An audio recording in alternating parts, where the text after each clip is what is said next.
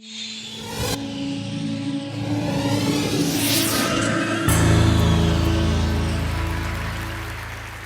vrai, je vais en fait décomposer là mon propos en deux. Je vais d'abord essayer de vous suggérer pourquoi nous sommes fascinés par la mer, et ça tous. Ça, c'est pratiquement un universel. Mais en revanche, à partir de cette fascination commune, il y a effectivement des grandes représentations géopolitiques qui sont complètement opposées et puis qui créent finalement des ambiguïtés dans notre façon d'approcher les mers qui empêchent peut-être d'avoir une attitude un petit peu plus efficace. Alors, pour ce qui est de la première partie, voilà, je vais remonter à l'époque des Grecs. Vous voyez, les Grecs, on disait les Grecs aiment la mer, voilà. Les Grecs avaient trois noms pour définir l'océan. Trois puissances qu'on appelle primordiales, c'est-à-dire c'est des entités les plus premières qui ont existé. Il y a Océanos. Océanos, contrairement à son nom, parce que la traduction qu'on en avait faite, ne veut pas dire l'océan, ça veut dire le fleuve océan. Océanos, c'est le fleuve qui fait le tour des terres. Deuxième terme qu'ils utilisent, Thétis. Thétis, c'est l'eau régénératrice, c'est l'eau de la fécondité. Voilà, c'est l'eau du baptême, hein, c'est l'eau qu'aujourd'hui, voilà, quand, je suis désolé, je n'ai pas la mémoire des prénoms, mais je crois que c'était Eric, qui était ostéopathe, nous parlait voilà, du bienfait de l'eau de mer. On est tout à fait dans Thétis. Et puis, troisième acception pour les océans, c'est Pontos. Pontos, c'est un pluriel. Ça veut dire un peu en gros les flots impétueux. C'est en gros absolument tous les dangers que le marin peut rencontrer quand il s'aventure sur l'eau. Alors vous voyez que vous preniez l'un de ces trois termes, ou les trois, voilà, le fleuve océan qui est en dehors du monde, qui est aux limites du monde, que vous preniez finalement une eau qui régénère, donc qui est une eau un peu magique, qui est en dehors du monde, ou que vous preniez Pontos, c'est-à-dire la figure du chaos. La mer pour les Grecs, fondamentalement, c'est la figure du dehors. C'est-à-dire, c'est l'inconnu, inconnaissable, et celui qui s'aventure en mer, l'Ulysse, qu'est-ce que c'est qu'un Ulysse? Eh bien, c'est une sorte de demi-dieu, et c'est quelqu'un qui va nous montrer que tout projet dans l'existence s'inscrit dans un régime de compromis et d'épreuve. Et d'une certaine mesure, ce qui fait la grandeur de l'homme, c'est cette confrontation avec l'incertitude. Eh bien, vous voyez, je pourrais vous dire, sans démagogie, que vous êtes tous, à votre manière, dans votre vie, des Ulysses, parce que très fondamentalement, la grande question de la philosophie, hein, c'est celle que pose Heidegger, l'homme projeté là ne sait pas, les hommes sont incapables de donner un sens à leur existence, et on va chercher réponse dans les astres très loin, on va chercher réponse dans les microparticules, on va chercher ça dans l'histoire, la géographie, la philosophie. Ça fait 2000 ans qu'on fait de la philosophie et qu'on se pose à peu près toujours les mêmes questions. Qu'est-ce que c'est l'homme? Qu'est-ce que c'est la liberté? Etc. Et on n'arrêtera jamais parce que fondamentalement, la vie reste quelque chose de mystérieux, ça reste quelque chose d'incertain. Et quand vous êtes comme Ulysse, que vous devez être confronté à l'incertain, quand vous devez être confronté au chaos, vous n'avez pas de méthode. Ulysse, comment affronte-t-il la mer? Il affronte la mer avec Métis. Qu'est-ce que c'est que Métis? C'est l'intelligence rusée du poulpe. Hein, le poulpe, c'est ce qui est polymorphe. Ça veut dire quoi? C'est pas... On a souvent cette espèce de mépris, nous, parce qu'on est très cartésien, de tout ce qui est caméléon, etc., on va dire girouette. Non, non, non, non. C'est l'ajustement permanent. Et vous, dans votre existence, quelle qu'elle soit, vous êtes confronté fondamentalement à un monde, voilà, que vous ne pouvez pas réduire à votre propre volonté. La mer, c'est la figure de l'autre, dans ce que l'autre sera à jamais incaptable, fondamentalement libre. Et face à un être libre, quelle solution vous reste-t-il? Apprivoiser. Qu'est-ce que c'est apprivoiser? Eh bien, apprivoiser, c'est vous êtes, quand vous prenez l'image, hein, vous voulez apprivoiser un animal, vous ne ferez jamais de cet animal un vous, et jamais vous n'arriverez à vous transformer en lui. Vous resterez fondamentalement deux différences, mais ce que vous allez essayer de créer, c'est de créer des liens, voilà, entre deux différences. Et ça fait d'Ulysse, ça fait de vous, fondamentalement des êtres autonomes. Il n'y a pas de recette, voilà, nous ne sommes pas des machines, on est constamment dans l'interprétation, et Ulysse, c'est la liberté. Et pourquoi Ulysse, c'est la liberté? parce que la mer, fondamentalement, est un espace qu'on n'arrivera jamais à soumettre. Alors, je pourrais rajouter une dernière chose et me dire, mais quel rapport entre ça et l'affectif? Eh bien, parce que je pourrais dire, voyez, citer en Heidegger, que nous n'aimons que ce qui nous résiste. Hein? Heidegger a une très belle définition de la proximité. Il dit la proximité, ce n'est pas l'état de ce qui est à côté, côte à côte. La proximité, c'est l'élan de deux êtres qui veulent se rapprocher. Donc plus il y a de distance, plus il y a d'élan. Vous y réfléchirez à ça. Vous n'aimez que ce qui résiste. Enfin, on n'est jamais autant amoureux que quand on ne possède pas l'autre. Hein. Il y a ces expressions triviales, on dit « oh, c'est un vieux couple, oui, on se connaît, etc. » Oui, on dit beaucoup de choses avec tout ça. Hein. Donc, apprivoiser, c'est ce qui est générateur d'affect. Hein. Et je terminerai juste là-dessus. Vous voyez, Heidegger dit « l'homme heureux, c'est un homme qui vit en poète, et vivre en poète, c'est pas faire de la poésie, c'est pas c'est pas faire des œuvres d'art, c'est pas faire tout ça. C'est entretenir un triple rapport aux choses. Je ne peux aimer que ce qui est proche de moi. Si vous aimez la mer, vous allez au bord de la mer, vous allez dire « ouf, je suis rassuré, je suis devant la mer, je me sens bien ». Oui, mais si vous êtes confronté à quelque chose que vous connaissez par cœur, vous connaissez tellement bien, vous êtes tellement bien, vous allez dire « mais vous m'ennuyez ». Fondamentalement, cette même mer qui vous rassure va générer en vous un lointain. La magie de l'horizon, il y a quelque chose que vous n'arrivez pas à définir et qui très profondément vous rend unique. Hein? Le monsieur qui était surfeur, il dit bien, hein, les surfeurs sont uniques, ils sont rois sur leurs vagues. Oui, mais rois sans titre de propriété, voilà, et sans pouvoir. Donc fondamentalement autonome, dans un rapport d'être autonome. Alors une fois que je vous ai dit ça, je voudrais quand même, alors ça je crois qu'aujourd'hui c'est... Au moins dans le monde occidental, c'est quelque chose qui est relativement partagé. Maintenant, d'un point de vue géopolitique, je vais vous montrer quand même comment ces beaux idéaux, parce que c'est assez joli ce que je viens de vous raconter, ça peut être assez monstrueux si on ne maîtrise pas son propre imaginaire. Les Français sont héritiers des Grecs. Alors la première conception, le fleuve-océan, c'est-à-dire la mer, frontière naturelle, ça c'est une invention typiquement française. Je ne suis plus aujourd'hui professeur des universités, je suis conseiller d'un dirigeant en entreprise, mais je dis ça parce que, voilà, quand j'étais avec mes étudiants, on a fait des tests comme ça. Je peux vous garantir que si je vous demandais, vous tous dans la salle, faites-moi la phrase la plus courte possible avec France, Angleterre et Manche. Vous avez compris? La Manche sépare la France de l'Angleterre. Ben voyons. Les mers sont ce qui sépare, alors que je pourrais vous montrer que toutes les grandes migrations, on est à peu près convaincu aujourd'hui que le peuplement de l'Amérique, il n'y a pas eu besoin de penser au pont glaciaire par la Sibérie, c'est très très très proprement un peuplement via la mer, via des radeaux, c'est-à-dire la mer fondamentalement s'est unie, mais voilà, pour nous Français, la mer, pour nous Français qui avons une mentalité, un paradigme de fond très terrien, qu'est-ce que vous voulez comme meilleure frontière?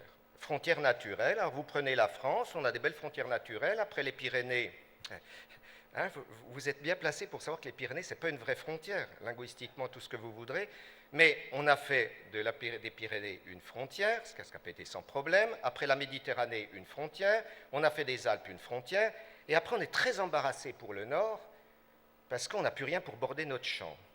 Hein, la plaine germano-polonaise, là on n'a rien, si on a quelque chose, on a un fleuve. Et dans nos représentations à nous de frontières naturelles, le Rhin, c'est la frontière parfaite. Voilà, on aura le ruisseau qui va border notre champ. Sauf que les Allemands sont des marchands.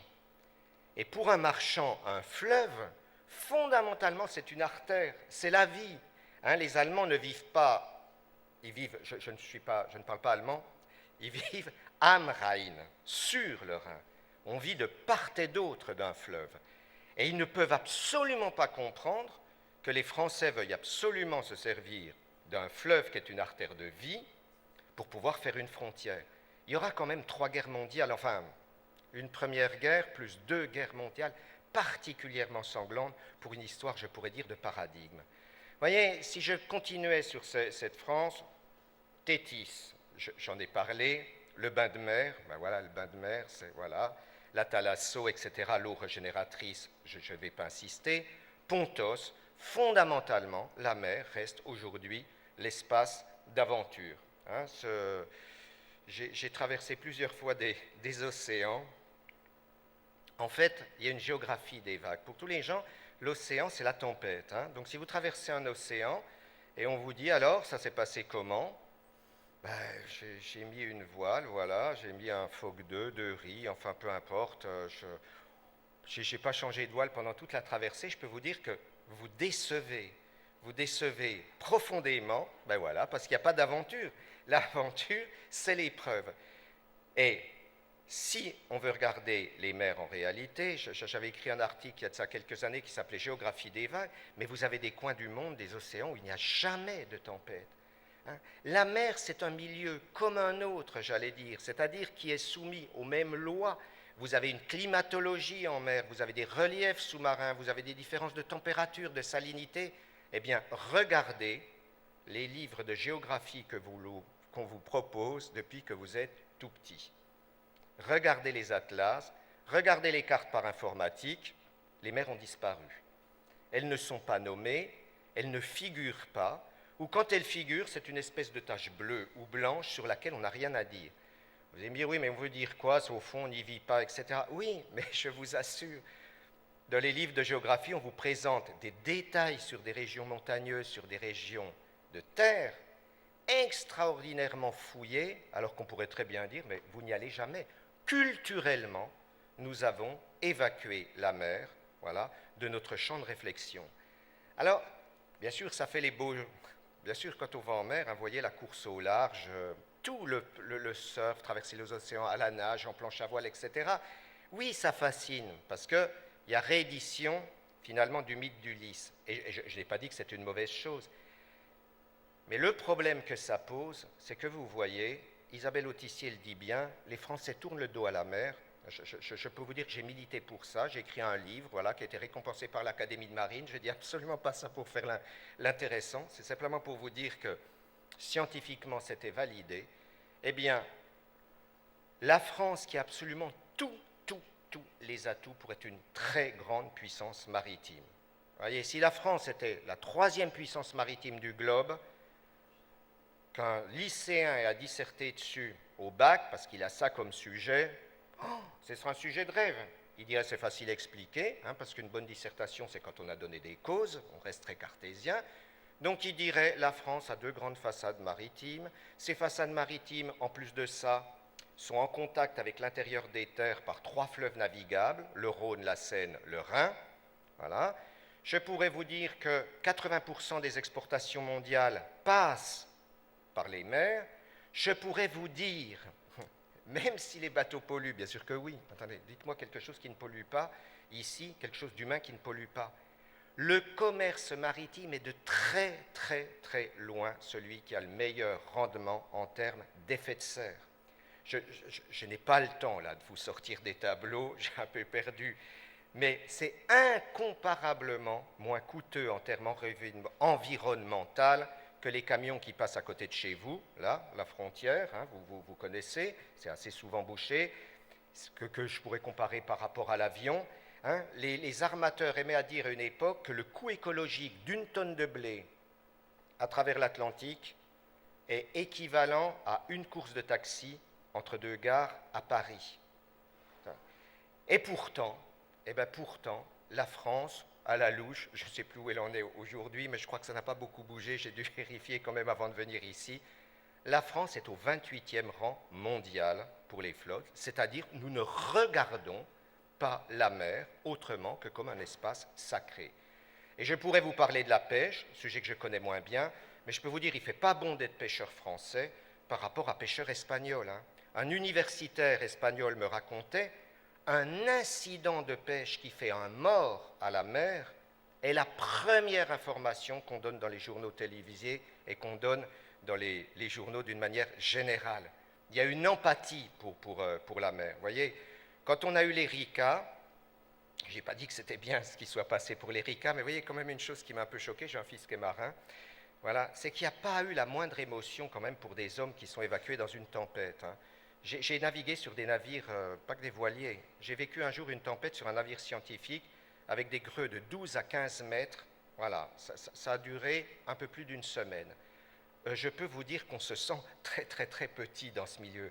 Et je trouvais quand même un peu choquant, voilà, vous voyez, qu'on n'ait pas cette empathie. Le marin, c'est l'oublié.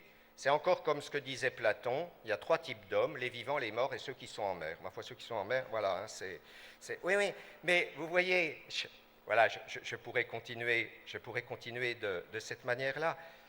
Tout ça pour vous dire qu'il y a une autre manière de regarder les mers. Alors, si je prenais notre voisin anglais, vous voyez, les Français qui ont d'abord réussi sur mer et après qui s'en détournent, disent oui, mais c'est normal. Bien sûr, on ne peut pas être comme les Anglais. Les Anglais ont la chance d'être une île et de mettre tous leurs bateaux, voilà, autour de l'île. Oui, enfin, sauf que je ne vois pas à quoi ça servirait de mettre des bateaux autour d'une île, quoi. Un bateau, c'est le commerce, c'est le lien, c'est la vie. Il suffit de lancer un bateau sur mer pour qu'il croise un autre bateau, pour qu'il y ait des échanges qui se fassent. Eh bien, si les Anglais ont réussi sur mer, regardez une carte de 1914. Tous les moindres cailloux qui sont susceptibles de couper la ligne. Gibraltar, Malte, la Sicile d'abord, Malte, oui, Chypre, Aden, Berbera, la mer Rouge, voilà, les lacs d'Ives, les Maldives, les îles Nicobar à l'entrée de Malacca, Singapour, etc. Ben, les Malouines, tous les cailloux, les moindres cailloux, Koweït, par exemple, qui pourraient couper la route maritime, les Anglais, ils n'ont pas forcément fait la politique de la canonnière, ils les ont négociés, ils les ont achetés, ils les ont loués, etc. Regarder les mers, penser les mers dans cette optique-là, c'est penser la multiplicité. Penser un bateau, c'est penser une complexité phénoménale. C'est penser économie, technologie, climatologie, etc. C'est-à-dire, j'allais dire, c'est une forme de gesticulation mentale dont finalement on s'est un peu privé. Alors si je voulais conclure là, vous voyez, je pourrais dire les mers, c'est une richesse de 2 points de vue. Existentiel, assurément. On aura besoin de ce modèle existentiel. On a besoin d'une figure de l'altérité. On a besoin d'une figure du dehors pour définir notre humanité. Hein, je vous rappellerai cette évidence, un point noir ne se voit que sur une surface claire. Si vous mettez un point noir sur une surface noire, vous ne verrez rien du tout. Nous ne pouvons percevoir notre humanité que sur un fond qui reste fondamentalement inhumain, je n'ai pas dit barbare, qui ne nous appartient pas. Et plus notre société norme, impose des règles partout, plus nous aurons besoin d'espace qui résiste à cette normalisation pour trouver notre équilibre. Mais il y a une deuxième façon de regarder les mers. On peut les regarder sous l'angle du commerce, on peut les regarder sous l'angle de la pêche, sous l'angle scientifique, enfin, on a une multitude de regards, et il ne faudrait pas qu'un imaginaire, aussi sympathique soit-il, chasse les autres imaginaires. Alors il y avait madame de l'INRA qui disait il faut diversifier son assiette. Moi j'ai un peu tendance à vous dire il faut que vous diversifiez vos regards. Hein. Malheureusement, on est dans une société, l'Occident, qui croit que pour être uni, il faut avoir une vérité, voilà, une unique qui focalisera tout le monde. Non, il y a une autre manière d'aboutir à une vérité collective, et je terminerai là-dessus, c'est un geste des marins, c'est l'épissure. Vous voyez, quand les marins veulent relier 2 cordages, je ne sais pas si vous voyez ce que c'est qu'une épissure, hein, tout cordage, c'est un tressage de brins. Je pourrais dire que tout individu est un tressage de vérité. Toute entreprise est un tressage de vérité. Tout pays est un tressage de culture. Il n'y a que du métissage, il n'y a que de la diversité dans la vie. Donc, quand les marins veulent relier 2 cordages, qui sont des tressages par épissure, ils commencent à ce qu'on appelle décommettre les taurons. C'est-à-dire on individualise les vérités, on individualise les cultures, on individualise les représentations. Voilà.